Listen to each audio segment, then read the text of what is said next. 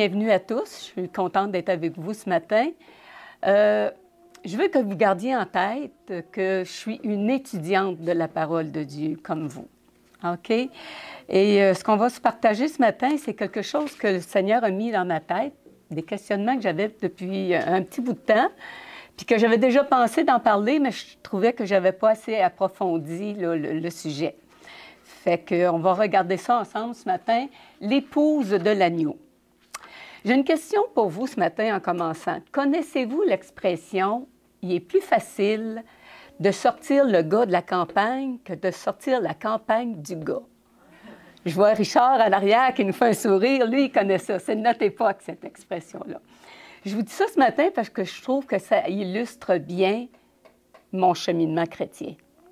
Puis peut-être que vous allez vous reconnaître là-dedans aussi. On a tous des vies qui sont uniques. On est différents, on peut venir de milieux différents. Souvent, on a parmi nous des gens qui viennent de pays différents aussi. Et cependant, on a tous en commun qu'on a tous un créateur, le même créateur. Puis qu'on a tous été appelés à faire partie de la grande famille du Seigneur. On a tous ça ensemble. Dans Jean 12, 32, on peut lire « Et moi, quand j'aurai été élevé de la terre, j'attirerai tous les hommes à moi. » Le Seigneur, il nous appelle tous. Toute la race humaine est prédestinée à cette invitation. Nous, on a entendu l'invitation de revenir à la maison du Père céleste. Nous y avons répondu favorablement. Gloire à Dieu. Nous avons quitté notre vie passée, nous avons quitté notre campagne. Nous voici tels que nous sommes, au pied de la croix, avec notre bagage, des valises souvent remplies d'émotions contradictoires. Nous arrivons avec lui avec nos détresses, nos faiblesses, mais aussi avec notre orgueil et notre sagesse humaine. Cependant, nous reconnaissons notre besoin de lui. Nous déposons tout à ses pieds. Nous confessons nos péchés et notre fardeau devient léger. « Venez à moi, nous dit-il, vous tous qui êtes fatigués et chargés, et je vous donnerai du repos. Mon joug, prenez sur vous mon joug et recevez mes instructions, car je suis doux et humble de cœur, et vous trouverez du repos pour vos âmes, car mon joug et mon fardeau est léger. » Oui, frères et sœurs, notre fardeau devient léger. Nous expérimentons la nouvelle naissance. Nous sommes en Christ une nouvelle créature. Nous avons été rachetés par le sang précieux de Jésus. Nos péchés confessés ont été pardonnés. Mais à tous ceux qui l'ont accepté, à ceux qui croient en son nom, elle a donné, parce qu'ici on parle de la parole, elle a donné le droit de devenir enfants de Dieu, puisqu'ils sont nés non du fait de la nature, non par une volonté humaine, ni par la volonté d'un mari, mais qu'ils sont nés de Dieu. J'ai choisi la version second 21 parce que dans la Louis II, on nous dit elle a donné le pouvoir de devenir enfant de Dieu. Puis des fois, moi, quand j'entends ça, le pouvoir, on peut penser que c'est par nos propres forces. C'est pour ça que j'aime mieux cette version-là qui dit « Elle a donné le droit de devenir enfant de Dieu ». Parce que c'est par Jésus-Christ, par son amour, par son rachat qu'on a ce droit-là, qu'on a cette possibilité-là. Au fil des ans, j'ai appris que le royaume de Dieu est un royaume d'amour, de vérité, de pureté, de sainteté, de lumière. Ça revient avec ton histoire que tu racontais tout à l'heure. Dieu le Père et Jésus-Christ désirent que nous ayons part à leur royaume. Et pour ce faire, ils entreprennent le processus de la sanctification dans nos vies.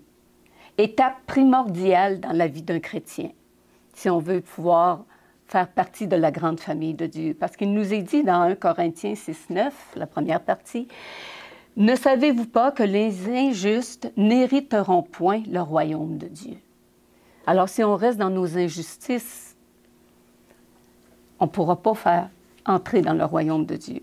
Puis là, je dis ça parce que bien qu'on ait déposé nos bagages, puis confessé nos péchés, il y a encore en nous des attachements qui nous retiennent. Il peut s'agir de blessures profondes, enfouies dans notre inconscient, des enseignements qu'on a reçus puis que nous avons pris pour vérité, des croyances qui sont ancrées depuis des générations et qui font partie de notre ADN. La campagne n'est pas encore sortie de nous. Le processus de la sanctification, ça peut être plus ou moins long selon chacun. Dieu le Père et Jésus-Christ ne nous forcent jamais la main. Ils avancent à notre rythme. Ils frappent à la porte de notre cœur. Ils parlent doucement à notre oreille. Ils nous révèlent des secrets enfouis dans notre cœur et dans notre esprit. Ils font preuve de patience. Ils ne se lassent jamais. Et le jour où nous sommes prêts à recevoir leur enseignement, ils se révèlent à nous. C'est du moins de cette façon-là qu'ils travaillent avec moi. Le message que je veux partager avec vous ce matin, aujourd'hui, me trotte, comme je vous ai dit tout à l'heure, dans la tête depuis longtemps. Et c'est un questionnement qui me revenait parce que des fois, on lit des passages, puis il y a des choses qui ne sont pas claires. Mais on a entendu, puis on a entendu des choses. Fait qu'on s'en va dans une direction, mais quand on arrive sur certains versets, on dirait que les pieds nous collent un petit peu. Fait que ça, ce questionnement-là que j'ai, bien, ça a rapport avec l'épouse de l'agneau. Puis quand j'ai dit à Alain, le titre de mon message, Alain, c'est mon mari, pour ceux qui vont nous écouter plus tard et qui ne nous connaissent pas, quand je lui ai dit le titre, l'épouse de l'agneau, son premier réflexe a été de dire l'épouse de Christ. Puis on a tous entendu cette expression-là, l'épouse de Christ, puis on l'a tous utilisée pour la plupart. Moi, la première. Puis la majorité des églises chrétiennes enseignent que le peuple de Dieu, son Église, est l'épouse de Christ.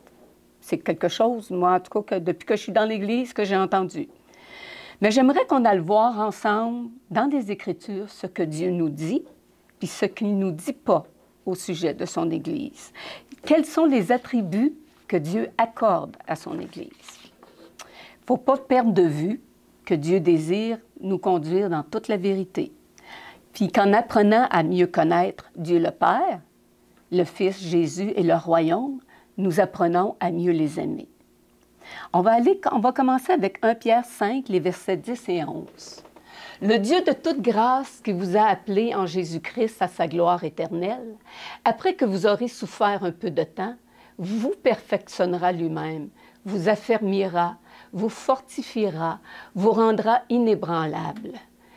À lui soit la puissance au siècle des siècles. Amen. » C'est avec cette assurance que nous commençons notre étude des textes de ce matin.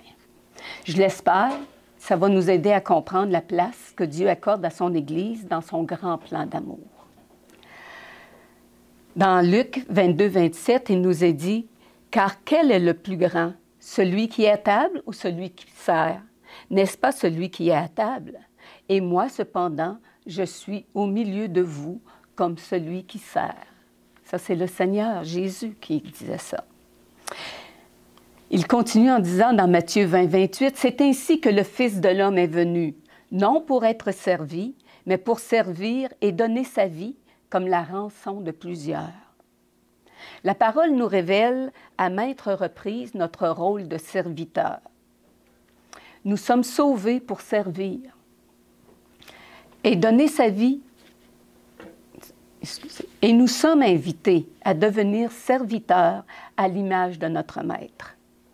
Je reprenais le verset d'avant que le Seigneur ait donné sa vie pour nous, mais nous sommes aussi appelés à donner notre vie au service du Seigneur. Jean 12, 26 nous dit, « Si quelqu'un me sert, qu'il me suive, et là où je suis, là aussi sera mon serviteur. Si quelqu'un me sert, mon Père l'honorera. » L'apôtre Paul se déclare lui-même serviteur de Christ.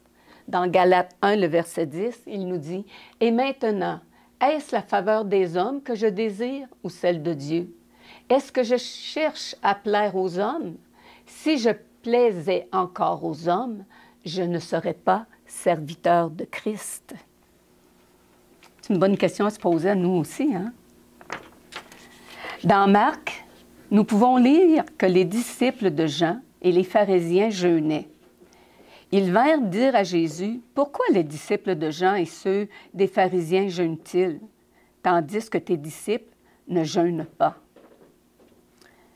Jésus leur répondit dans Marc 2, « Ah ben, excusez-moi. »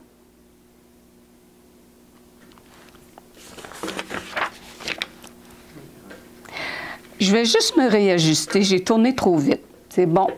J'ai tourné ma page trop vite. Fait qu'on va revenir à serviteur, mes frères et sœurs. J'ai sauté une étape. Alors, Galates nous disait que Paul se présentait comme le serviteur de Christ. Le Seigneur, il nous considère serviteurs, mais pas juste serviteurs. Il nous amène plus loin dans notre relation avec lui. Puis là, ça va avoir de l'allure. Dans Jean 15, les versets 13 et 15, il nous dit « Il n'y a pas de plus grand amour que de donner sa vie pour ses amis. Vous êtes mes amis si vous faites ce que je vous commande. Je ne vous appelle plus serviteur parce que le serviteur ne sait pas ce que fait son maître, mais je vous ai appelé amis parce que je vous ai fait connaître tout ce que j'ai appris de mon Père. » Là, on va arriver dans Marc, qu'on peut lire que les disciples de Jean et des pharisiens jeûnaient.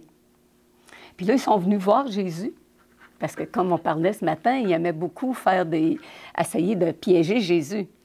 Fait que là, ils disent, bien, pourquoi les disciples de Jean et ceux des pharisiens jeûnent-ils, tandis que tes disciples ne jeûnent point?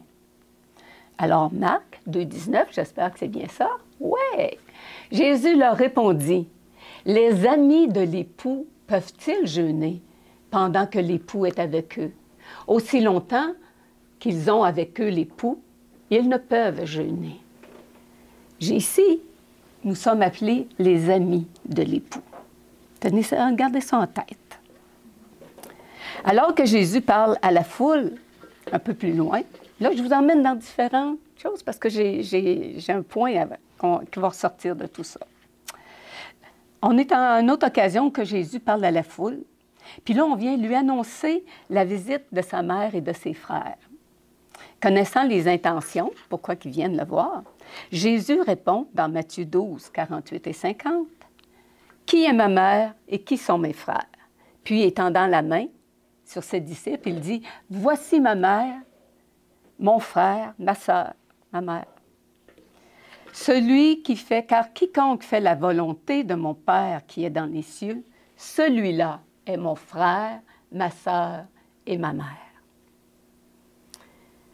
Ici, le Seigneur nous appelle sa famille. On est parti de serviteurs, on est devenu amis, et maintenant, on est son frère, on est sa sœur, on est sa mère. Il nous montre comment il nous considère. L'apôtre Paul nous rappelle que Jésus, oui, nous considère ses frères, citant un passage dans le psaume 22. Ça, on lit ça dans Hébreux 2, les versets 11 et 12. « Car celui qui sanctifie et ceux qui sont sanctifiés sont tous issus d'un seul. » Celui qui sanctifie, c'est Jésus. Et ceux qui sont sanctifiés, c'est nous, les disciples, sont tous issus d'un seul, le Père. C'est pourquoi il n'a pas honte de les appeler frères. Lorsqu'il dit « J'annoncerai ton nom à mes frères, je te célébrerai au milieu de l'assemblée. » Ceux qui font la volonté de son Père sont membres de la famille de Dieu. Ainsi donc, frères et sœurs, nous ne sommes point redevables à la chair pour vivre selon la chair. Si vous vivez selon la chair, vous mourrez. Mais si par l'Esprit vous faites mourir les actions du corps, vous vivrez. Car tous ceux qui sont conduits par l'Esprit de Dieu sont fils de Dieu. Fait que nous avons vu jusqu'à maintenant les disciples, les premiers membres de l'Église du Christ, dans la fonction de serviteurs, d'amis, de frères et maintenant de fils de Dieu. Voyons ce que la parole a encore à nous révéler. Dans Éphésiens 4, les versets 13, il nous est dit « Et il a donné les uns comme apôtres, les autres comme prophètes, les autres comme évangélistes, les autres comme pasteurs et docteurs, pour le perfectionnement des saints, en vue de l'œuvre du ministère et de l'édification du corps de Christ, jusqu'à ce que nous soyons tous parvenus à l'unité de la foi et de la connaissance du Fils de Dieu, à l'état d'homme fait, à la mesure de la stature parfaite de Christ. C'est quelque chose, ça, mes amis. Hein? Il y a beaucoup de choses dans ce verset-là. Mais je voulais souligner l'édification du corps de Christ. Nous sommes le corps de Christ, nous sommes ses membres, chacun sa part, là où il nous place. Nous sommes le corps du Christ par notre attention aux autres, nos gestes d'amour, nos paroles de réconfort. À travers nous, le Christ peut agir.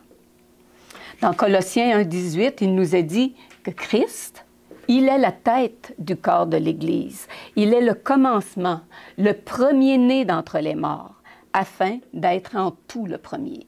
Car Dieu a voulu que toute plénitude habitant en lui. Dieu a tout mis sous ses pieds. Amen. Il l'a donné chef suprême de l'Église. Puis quand j'ai lu ça, là, ça me fait sourire parce que j'ai pensé à d'autres églises qui ont un pape. Mais comment changer? Eux autres, ils changent de pape quand il y a un décès. Mais nous autres, notre chef suprême, il est toujours vivant. Le chef suprême de l'Église, il est vivant. On n'a pas besoin de changer.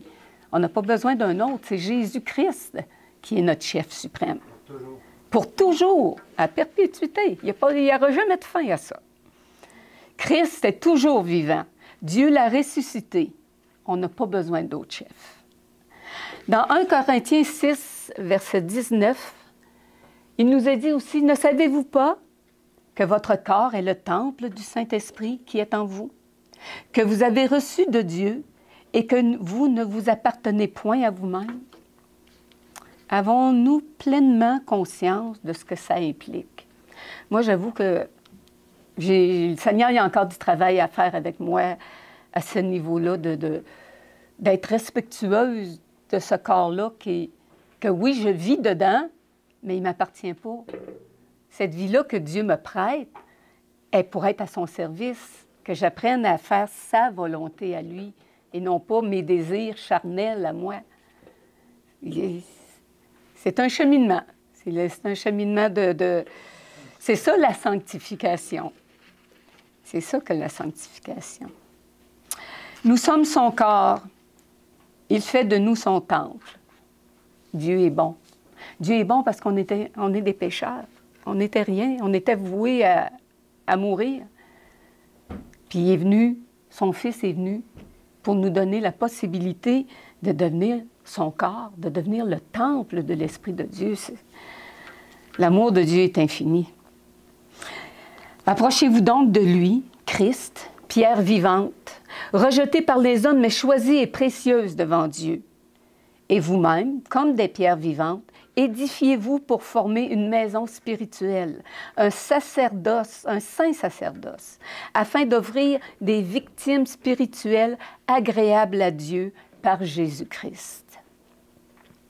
Moïse avait construit le sanctuaire terrestre à l'image du céleste. Christ a fait de son Église un sanctuaire spirituel. On continue toujours dans 1 Pierre 2, les versets 9 et 10, il nous dit « Vous, au contraire, vous êtes une race élue, un sacerdoce royal, une nation sainte, un peuple acquis, afin que vous annonciez les vertus de celui qui vous a appelé des ténèbres à son admirable lumière. Vous qui autrefois n'étiez pas un peuple, et qui maintenant êtes le peuple de Dieu, vous qui n'aviez pas obtenu miséricorde et qui maintenant avez obtenu miséricorde. » Amen. Le Seigneur est bon, frères et sœurs. On était perdus, on était dans les ténèbres, puis il nous a conduits à son admirable lumière. Il a fait de nous de nouvelles créatures. Dieu ne voit plus nos fautes passées. Il nous voit en tant que serviteurs, amis, frères, fils, frères de son Fils bien-aimé. Il nous voit comme le corps de son Fils, ses représentants sur terre. Il nous voit comme étant le temple de son esprit.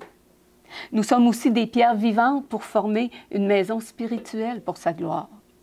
Il nous considère son peuple sa nation sainte, son sacerdoce royal. C'est pas rien, hein?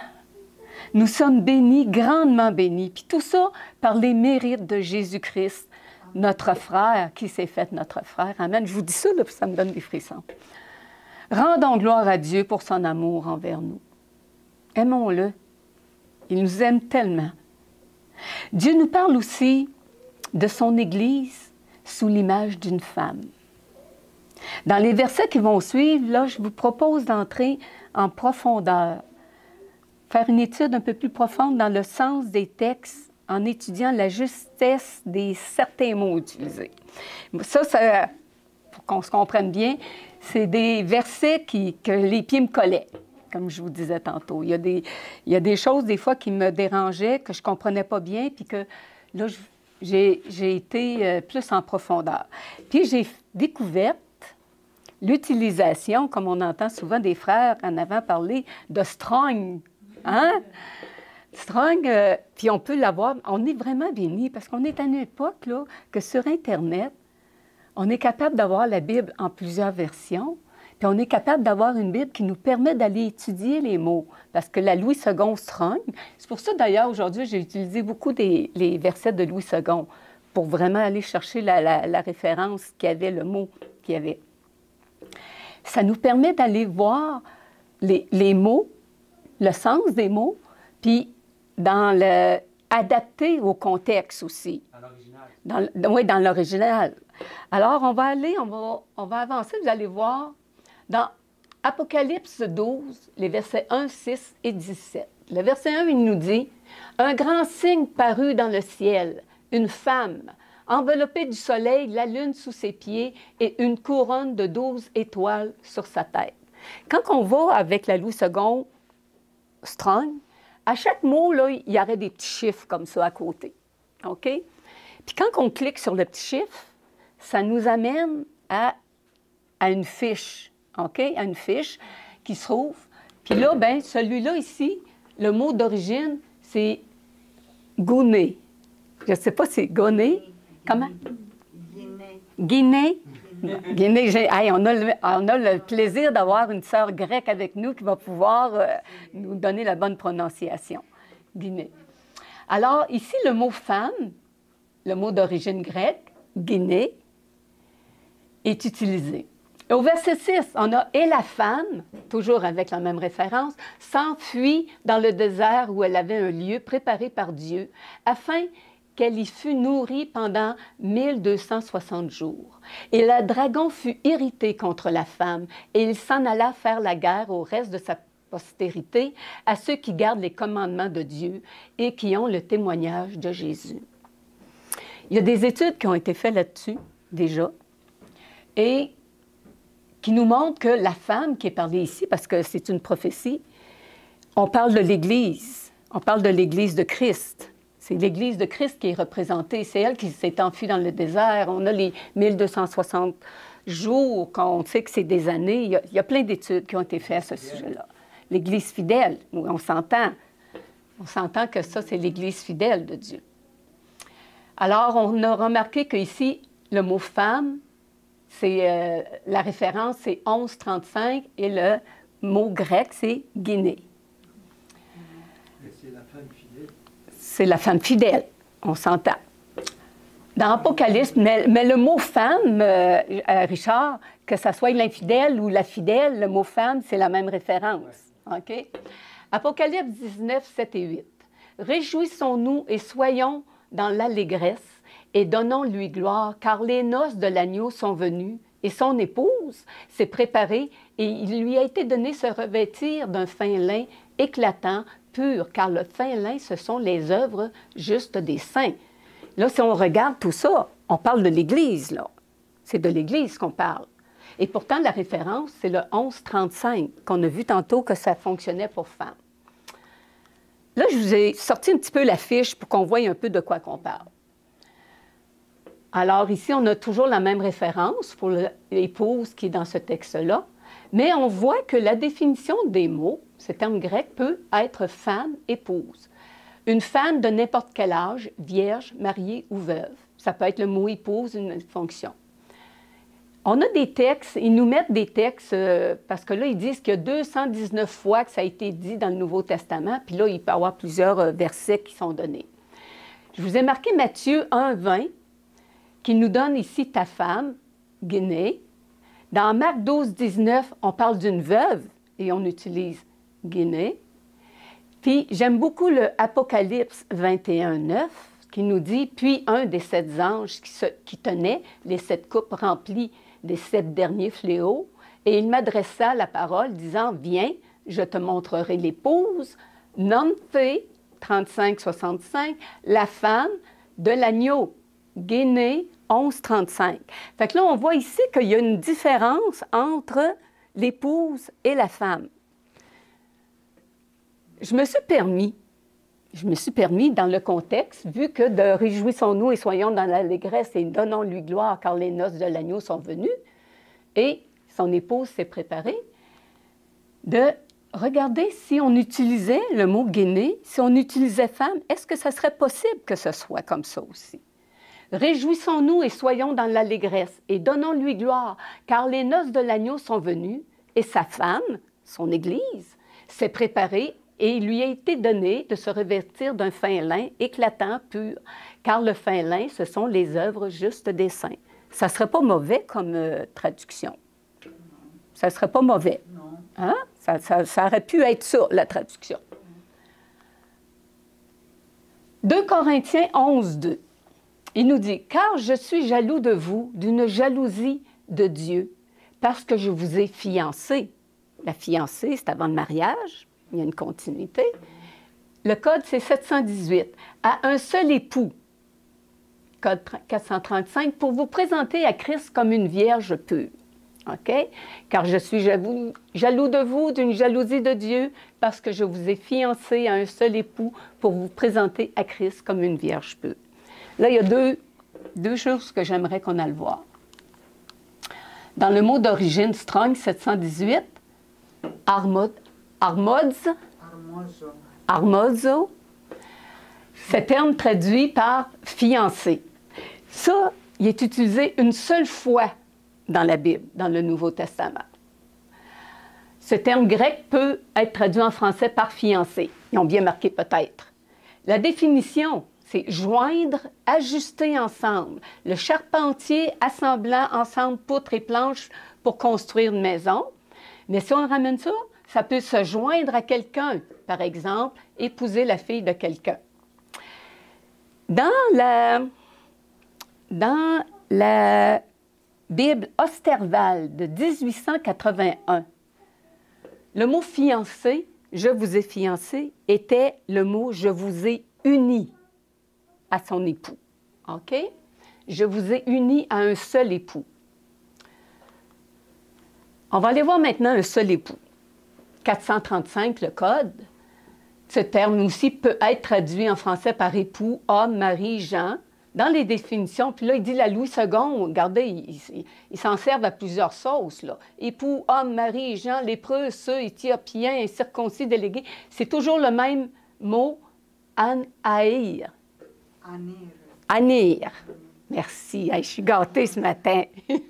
Anir. Alors, la définition, eux autres, ils disent c'est un mâle, un homme, un époux, un fiancé, en référence avec l'âge pour distinguer un homme adulte d'un garçon. Là encore, on a des textes de référence où le mot « anir » est utilisé. C'est pourquoi quiconque entend ces paroles que je dis et les met en pratique sera semblable à un homme, anir, prudent qui a bâti sa maison sur le roc. Matthieu 7, 24. On voit dans Matthieu 25 maintenant, le verset 1, « Alors le royaume des cieux sera semblable à 10 vierges qui, ayant pris leur lampe, allèrent à la rencontre de l'époux, Nymphios, qui est 35-66. Tantôt, on avait vu que l'épouse, on avait comme référence 35-65. Ici, on a 35-66. Alors, on peut comprendre que le mot « époux » n'est pas toujours « anière ». Alors, si vous permettez, je me permets encore de faire une adaptation, « Car je suis jaloux de vous d'une jalousie de Dieu, parce que je vous ai joint ou je vous ai unis, comme disait la Osterval 1881, à un seul homme pour vous présenter à Christ comme une vierge pure, car je suis jaloux de vous d'une jalousie de Dieu parce que je vous ai joint à un seul homme pour vous présenter à Christ comme une vierge pure. Ces textes-là, je ne pense pas que je fais quelque chose de pas correct, parce qu'on peut utiliser ces mots-là, mais ça nous enlève l'idée automatiquement que l'Église est l'épouse ou la fiancée. Tu sais, ça ne nous amène pas dans la même idée que quand on dit fiancé à un seul époux. Ça amène quelque chose de plus large que ça. Mais je vous dis, moi, c'est juste une étude, je vous partage ma recherche que j'ai faite. Alors, nous sommes maintenant rendus, là où j'ai tourné mes feuilles, dans Jean 3, 29. Juste me suivre là, dans mes feuilles. OK. Non. OK. C'est ici. Je vous ai parlé tantôt de la Bible Osterval de 1881. Je me suis acheté une Bible Osterval il n'y a pas longtemps. La version 2018. C'est dommage. Eux autres, maintenant, ils écrivent « fiancé » au lieu de « uni ». Ils se sont adaptés à ce qui étaient les autres versions. Jean 3, 29. Ça, c'est encore des textes qui m'emmènent en réflexion. Celui à qui appartient l'épouse, c'est l'époux. Mais l'ami, ça c'est Jean-Baptiste, c'est Jean le Baptiste là, qui nous parle. Celui à qui appartient l'épouse, c'est l'époux. Mais l'ami de l'époux qui se tient là et qui l'entend éprouve une grande joie à cause de la voix de l'époux. Aussi cette joie qui est la mienne est parfaite. On a Jean-Baptiste qui nous parle et de l'épouse, 3365, l'époux 3366, puis là je ne les ai pas répétés parce que... Et ça va être plus loin. OK. Je ne vais pas aller trop vite. Alors, on voit ici, 3365, le terme, une jeune femme mariée, une future mariée. Il peut être, comment? Nymphée. Nymphée. OK. C'est le mâle. C'est le jeune marié, en fait. Oui, pour l'homme. Puis la femme, elle, c'est nymphée. Nymphée, c'est des personnes qui vont au mariage. Oui, d'accord, qui se marient. Qui se marient, d'accord. Alors ici, on a vu que l'épouse, 3365, c'est la bonne définition. C'est une femme fiancée, une future mariée, une jeune épouse, une jeune femme. Ça peut être même utilisé pour la belle-fille. OK? Fait qu'on revoit que c'est le même terme qui est utilisé. Pour l'homme, maintenant, c'est nymphios, c'est un jeune marié. C'est utilisé à quelques reprises et il n'y a pas d'autres mots qui sont utilisés là, pour signifier là, l'époux. Jésus, fait que c'est ce que je voulais vous montrer que nymphios, puis nymphée, en tout cas, c'est vraiment approprié pour l'époux et l'épouse. Qui vont s'unir. C'est ça, qui s'unissent. Ça représente vraiment ça. Tandis que d'autres termes qu'on a vus tout à l'heure, qui était le guioné, qui est utilisé, ou la fiancée, les termes étaient choisis, étaient mis, mais ce n'était pas vraiment le terme exact qui représentait l'union. OK? Qui représente l'union. Dans Marc, OK. Ah oui, dans ce verset, Jean le Baptiste nous parle de l'épouse, de l'époux, puis il se présente comme étant l'ami de l'époux. C'est ça que je voulais aussi qu'on regarde. Il se présente comme l'ami de l'époux. Il parle au présent. Il ne nous parle pas de Jésus lorsqu'il sera l'époux. Il nous parle de l'épouse, de l'époux, puis il se présente comme l'ami, puis il dit que la joie existe déjà dans son cœur. Parce qu'il dit qu'il entend et éprouve une grande joie à cause de la voix de l'époux. Aussi, cette joie qui est la mienne est parfaite. Sa joie, là, est déjà parfaite. Elle est déjà là. Puis il parle que Jésus est un époux. Juste gardez ça en mémoire. Dans Matthieu 25, on nous présente aussi les vierges qui entrent dans la salle de noces. Nous avons les invités du festin de noces préparé par le roi de Matthieu 22. Puis nous reconnaissons dans les invités, puis dans les vierges sages, que c'est l'Église qui est représentée. C'est l'Église de Christ qui est représentée. C'est quel verset, Marie? Non, c'est parce que je ne l'ai pas mis. J'ai fait juste de vous partager ça. OK, on est toujours Matthieu 15, 9, 15. Ce que je voulais dire, c'est que il nous parle de l'époux, puis il nous présente comme des invités. Il nous parle de l'époux, il nous présente comme un ami. Moi, j'en ai une question pour vous autres. Quelle est l'épouse qui est invitée à son propre mariage? Est-ce que quand il y a un mariage, quand il y a des invités, est-ce que l'épouse fait partie des invités? Non. C'est pas vraiment, hein?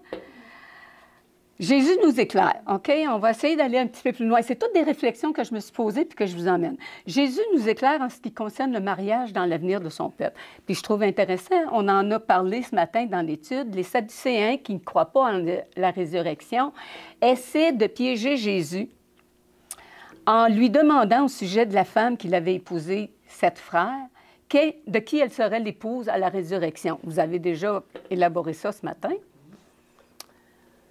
Et Jésus qui leur répond, « Les enfants de ce siècle prennent des femmes et des maris, mais ceux qui seront trouvés dignes d'avoir part au siècle à venir et à la résurrection des morts ne prendront ni femme ni mari, car ils ne pourront plus mourir, parce qu'ils seront semblables aux anges et qu'ils seront fils de Dieu, étant fils de la résurrection. » Ici, la Bible nous dit qu'on est des fils de Dieu, fils de la résurrection, et qu'il n'y aura plus de mariage, il n'y aura plus cette épouse et cet époux comme nous, on le conçoit sur la terre présentement.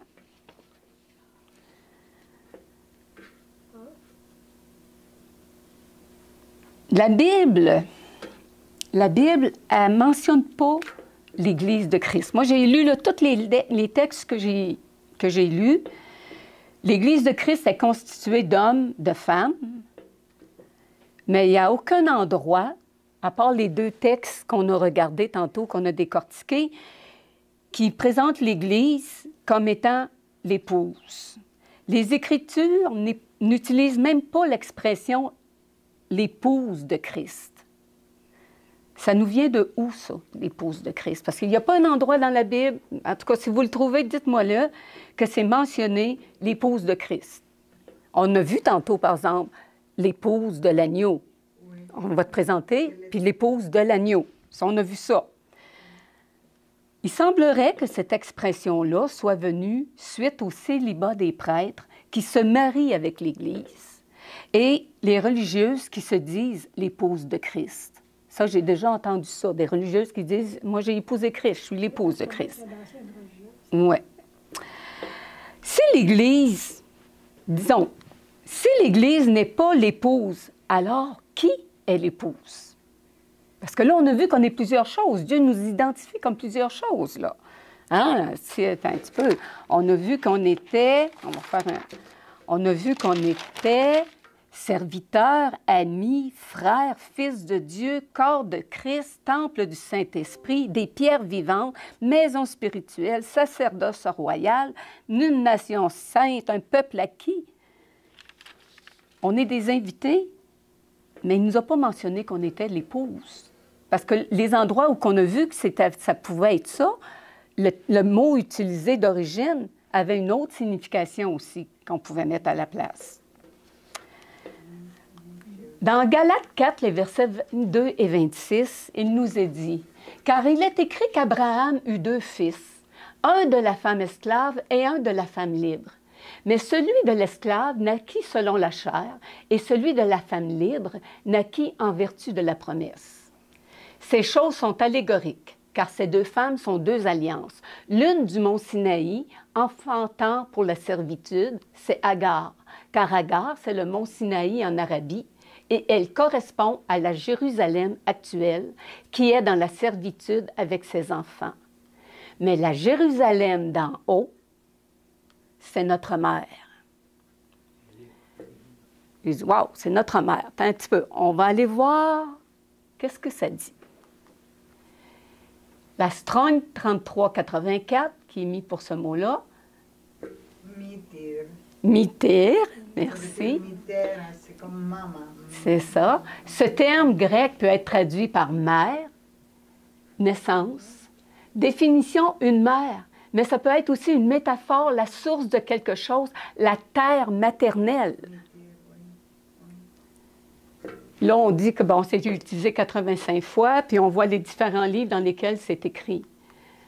Alors, si on reprenait notre texte, car il est écrit qu'Abraham eut les 2 fils, il y a eu la femme esclave, la femme libre, mais il nous revient à la fin, mais la Jérusalem d'en haut est libre, c'est notre terre maternelle.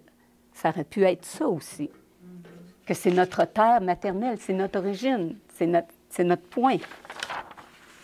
Hébreux 11, 8 à 10 nous dit « C'est par la foi qu'Abraham, lors de sa vocation, obéit et partit pour un lieu qu'il devait recevoir en héritage. Car il attendait la cité qui a de solides fondements, celle dont Dieu est l'architecte et le constructeur. » Il ne s'en a pas juste cherché un pays. Quand que Dieu l'a appelé, il y avait une cité qu'il désirait dans son cœur, que Dieu avait mis dans son cœur. C'est dans la foi qu'ils sont tous morts, sans avoir obtenu les choses promises, mais ils les ont vus et salués de loin, reconnaissant qu'ils étaient étrangers et voyageurs sur la terre.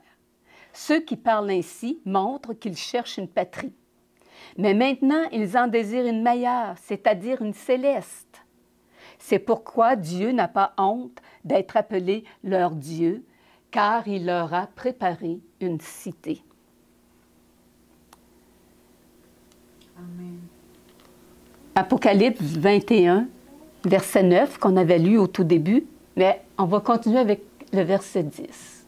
Puis un des 7 anges qui tenait les 7 coupes remplies des 7 derniers fléaux vint, et il m'adressa la parole en disant, « Viens, je te montrerai l'épouse, la femme de l'agneau. » Puis là, l'épouse, c'était bien le même code, j'ai vérifié, mais là, il faut libérer un peu le texte, je ne l'ai pas mis.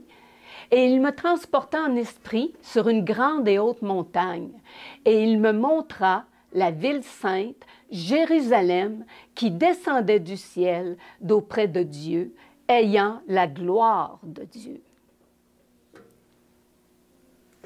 Son éclat à cette cité-là était semblable à celui d'une pierre très précieuse, d'une pierre de jaspe, transparente comme du cristal. Elle avait une grande et haute muraille construite en jaspe, et la ville était d'or pur, semblable à du verre pur. Les fondements de la muraille de la ville étaient ornés de 12 pierres précieuses de toute espèce. Les 12 portes étaient 12 perles. Quelle splendeur! Quelle splendeur! Quelle belle ville! Apocalypse 21, les versets 1 à 3 nous dit « Puis je vis un nouveau ciel et une nouvelle terre, car le premier ciel et la première terre avaient disparu, et la mer n'était plus. Et je vis descendre du ciel d'auprès de Dieu la ville sainte, la nouvelle Jérusalem, préparée comme une épouse qui s'est parée pour son époux. Et j'entendis du trône une voix forte qui disait, « Voici le tabernacle de Dieu avec les hommes. Il habitera avec eux, et ils seront son peuple, et Dieu lui-même sera avec eux. » Et celui qui était assis sur le trône dit, « Voici, je fis toutes choses nouvelles. » Et il dit, « Écris, car ces paroles sont certaines et véritables. » Et il me dit, « C'est fait. Je suis l'alpha et l'oméga, le commencement et la fin. À celui qui a soif, je donnerai de la source de l'eau de la vie gratuitement. Celui qui vaincra héritera ces choses. Je serai son Dieu et il sera mon fils. Voici, je vais bientôt et ma rétribution est avec moi pour rendre à chacun selon ce qu'est son œuvre. Je suis l'alpha et l'oméga, nous dit le Seigneur, le premier et le dernier, le commencement et la fin. Heureux ceux qui lavent leurs robes afin d'avoir droit à l'arbre de vie et d'entrer par les portes dans la ville. J'ai presque terminé. Il me reste 2 versets. Parce que j'aimerais que ce soit les versets que... Non pas mes commentaires, mais que c'est les versets, c'est la parole de Dieu qui transforme, c'est la parole de Dieu qui est vie. Apocalypse 3,12 nous dit, « Celui qui vaincra, je ferai de lui une colonne dans le temple de mon Dieu, et il n'en sortira plus. J'écrirai sur lui le nom de mon Dieu et le nom de la ville de mon Dieu, de la nouvelle Jérusalem qui descend du ciel d'auprès de mon Dieu, et mon nom nouveau. » L'ange me dit alors, dans Apocalypse 19,9, « Écris, heureux ceux qui sont invités au festin de noces de l'agneau. » Puis il ajouta, « Ces paroles sont les véritables paroles de Dieu. » Amen. Je le sais, frères et sœurs, c'est peut-être beaucoup. Je vous invite à étudier par vous-même, à aller approfondir ça. Parce qu'on est beaucoup de choses pour le Seigneur. On est parti d'un peuple, d'une terre qui était désolation. On est un peuple pécheur. Dieu a fait de nous son peuple. Il a fait de nous ses fils et ses filles. Il a fait de nous ses serviteurs. Il nous rend représentants de lui sur la terre. On est de grandes choses pour Dieu. On est de grandes choses. Puis moi, là, ça me suffit. Si Dieu me dit que je ne suis pas l'épouse, c'est pas grave. Il va m'aider à comprendre. Mais moi, ce que j'ai compris à travers ça, c'est que c'est sa grande cité, c'est sa Jérusalem. C'est avec elle, c'est elle qui est unie à Christ. Ils forment un tout, eux autres, ensemble. Je n'ai pas tout compris. Je ne prétends pas que j'ai tout compris, puis peut-être que le Seigneur va m'emmener d'autres lumières. Mais il m'a emmené cette lumière-là à partager avec vous. Puis j'espère que ça va vous aider dans votre cheminement, puis que ça va vous aider à vous poser des questions, puis à vouloir aller plus loin pour que le Seigneur vous éclaire sur le sujet. Fait que je vous remercie. Je vous inviterai à vous agenouiller pour la prière.